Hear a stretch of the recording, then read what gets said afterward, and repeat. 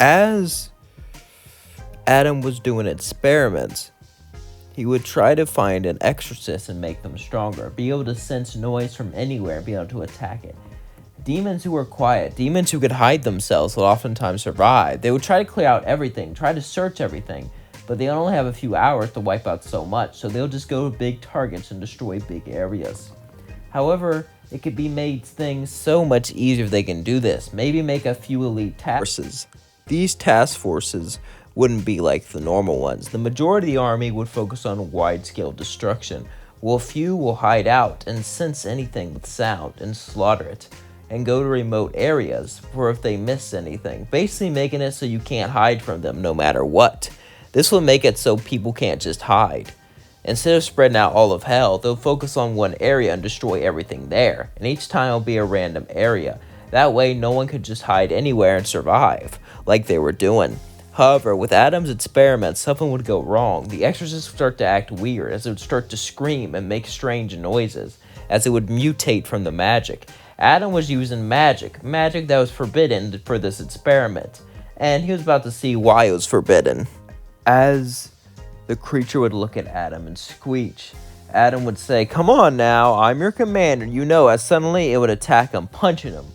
But then Adam would get angry, as he would use magic to destroy it, blasting it in half, and throwing the chunks down to hell to get rid of the evidence, as Adam would sigh and say, "Oh well, guess I won't experiment with that anymore. Shame we lost a soldier. Well, one of us fell to a center. Maybe I'll just say another one did. That would really piss us off though, but oh well. I'm sure we could figure something out." As then we cut to the creature as it fell to the floor. Now, this might be a little bit out of the movie, but I'm going to say since it was made in the Hazbin universe, it's going to be more magic, so it'll have abilities that it doesn't have in the movies. Like this, as it would start to regenerate and stand up. As then it would dig underground, hating all the noise. As it almost had like a consciousness almost, knowing that it couldn't stop it yet. As it would go underground, it would begin to multiply, separating itself asexually, kind of like a worm or a fungus. Now, in this timeline, it would have part of the exorcist consciousness. The exorcist would still be there, and each clone of itself would be part of the exorcist. However, a lot of its humanity was gone and blown away, as it started to mix with this new beast. It combined animal instincts in the exorcist's mind. It would still have the exorcism's strategies and its way to fight and its way to plan. However, it wouldn't be able to see. It would only be able to go by sound, and it would become very animalistic. As this exorcist wanted one purpose, to wipe away all of hell, to destroy it once and for all. That was its goal. As it began to multiply more and more and more, until it finally thought it was satisfied. One day, Charlie would be at the hotel, not thinking anything about it, when suddenly something would happen. As Charlie would hear screams outside, Alistair would put up a force field immediately to protect the hotel. As then they would turn on the news. As then Lady Joy would say, "Good evening, everyone. There's someone getting effed up by a monster every 10 seconds, and we don't know why." As she kept on yelling, a monster would jump through the window and grab her and rip her apart. As Charlie would say, "That's too graphic, turn it off." As then she would say, "Wait, Angel was coming back from work, is he okay?" As Angel walked out the studio, Val would walk out and say, "Angel, get!" As suddenly a monster would jump on him. Angel would be shocked, as he would be quiet as a mouse, as he would shake. As the monster would move towards him, about to strike, about to do something, but then someone would scream as it would jump on it. As Angel realized something, it went by noise. As the quiet things would continue to attack things, Angel would walk away slowly, walking towards the portal, as Alistair would open it up and say, "How'd you do that?" "It can't attack you if you don't make noise. It doesn't have eyes, it can only follow the noise." Charlie would say, "That makes sense. I have a plan." As Vaggie would walk out and say, "We need to get your father." Charlie would say, "Yes, I can walk there," but Vaggie would say, "I'll fly there." Charlie would say, "What do you mean fly there?" Suddenly, Vaggie would grow wings from her back, as Charlie would be shocked. "How could you do that?" Vaggie would then say, "Listen, it's just that, well, we better get going." As then Vaggie would start to fly, she would try to fly toward Lucifer. Since she was in the sky, she assumed it couldn't reach them. But Remember how I said these creatures were magic? Because of that, they would start to mutate, as some of them would extend wings. Wings that an exorcist would have. As they would fly after Vaggie, Vaggie would fly away, and she would hear a noise. The way you move. Is that you, Vaggie? As Vaggie would look and say, how do you know my name? As then it would say, I know a lot about you. Okay, I won't do that voice anymore, sorry. It would explain how it knows about Vaggie, how it was an exorcist, experimented and thrown down. I was made to destroy sinners, so that's what I'm gonna do. But I'm pissed at Adam. Join me. Together we can get our revenge. Vaggie would say, no, this is insane. We are hired to wipe out parts of hell, not destroy it all. It would say, shame. I believed in you, Vaggie. I really did, but it seems like you're nothing but a disappointment. As it would fly at Vaggie, it would grab her, begin to throw her down to the ground. As, by the way, since it was an exorcist, it would have angelic powers, be able to wipe out sinners.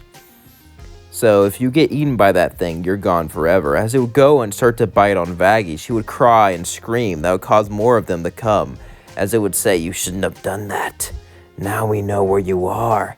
As then Vaggie would jump up and fly away. As more and more of them started flying towards her, she flew as fast as she could, but it seemed like it was going to be over, when suddenly a bright light would appear in her face. The creature was, well, obliterated. Vaggie was confused. She saw nothing but light as she would shake, as she would feel herself about to pass out from all the wounds. As it was Lucifer, Lucifer would take her into the mansion and put back up his barriers. He would say, is Charlie safe? Vaggie would say, yeah, we went to get you. I have information. This thing used to be an exorcist. Somehow it's gotten turned into a monster. It seems to be a hive mind, though. Lucifer would say, hive mind, interesting. Well, I can destroy it. All hive minds have a source, if I can find it. It'll take me a while to do that, though, and it can just hide it. I need a lot of noise to distract it. Vaggie would say, that's great. You need noise? Whatever makes that noise isn't going to last very long, you know. Say, wait, it's so simple. Can you cast a spell to make it so you kill, so no one else can hear a noise? Yeah? Why? Let's make the loudest noise possible and record it. Then let it loose all over the town. Get it confused. While that's going on, you can find the center and destroy it. Lucifer would say, yeah, that sounds like a good idea. As then, they would make the noise and make sure no one else could hear it with their magic. Then, they would play it all over the city, as the creature would run everywhere, not sure where to go. All directions, it would be confused. It would fall to the floor in pain. As Lucifer would fly up and try to find it, try to find a place where it's at. He couldn't find it, but then he found a source underground. Of course, that would be the perfect place to lead it. As then he would use his magic to drill underground and start to fly to it, as it would start to talk to Lucifer. So you made it, great king of hell. It seems like it's over for me, unless I can pull this off. As then, Lucifer would continue to fly deeper and deeper to the earth. As monsters would start to summon, thousands of them. Some would fly, some would shoot acid, as some would hit Lucifer, making him bleed. But Lucifer would continue through until he hit the center, destroying it. As then all the monsters would fall apart. As then an exorcist would fall down, the original. As she would look up, not able to survive in this body anymore from all of her mutations. As she would start to pass away, she would say, I guess I failed. My whole mission to wipe out hell. I just wanted to get revenge, Lucifer would say. I know that feeling, but revenge never leads to anything good. As then he would grab her hand and heal her. As then he would say, I have a nice place for you. It's a hotel. You'll fit in nicely. But didn't I just... Yeah, but you were mutated and your brain was infected, so not really your fault. She would say, fair. And that's where I leave things off. Don't forget to like, comment, subscribe, and share with all your friends. Hope you all enjoyed this video. I know I did. It was very fun to make. I had to change it up because, you know, Quiet Place is kind of like these monsters, which I'm sure you know what they are. And I didn't want, you know, them to easily be canceled with magic. You know, I guess that's kind of how it ended. I wanted to kind of tie into the lore, so I tried to like mix the lores a little bit and give it new powers to make it more scary. I understand if that frustrates people, and if you want it like just pure normal monster. A Quiet Place, you know. When you do fan fiction, there's different levels. Some people do like more grounded and try to make it as realistic as possible for the fan fiction, and others just go full on, just add whatever they want and things like that. And if I'm doing a series, I kind of want to make it somewhat realistic and spread it out. But if I do like just a video like this, I go full on just fan fiction, because why not? You know what I mean? It's just a one-time video for fun, you know? Everyone can watch it, everyone can enjoy it. There's no real reason not to. When you watch fan fictions, what do you normally do? Do you just like enjoy it? Or do you like want it like to be serious and have like a long story plot and stuff like that? Or a little bit of both, you know what I mean? There's no wrong way to do it. Everyone has a right to say how it should be made. We are all in the fandom together, you know what I mean? The Hazbin fandom is doing pretty well. Well, hopefully. The new seasons should come out soon.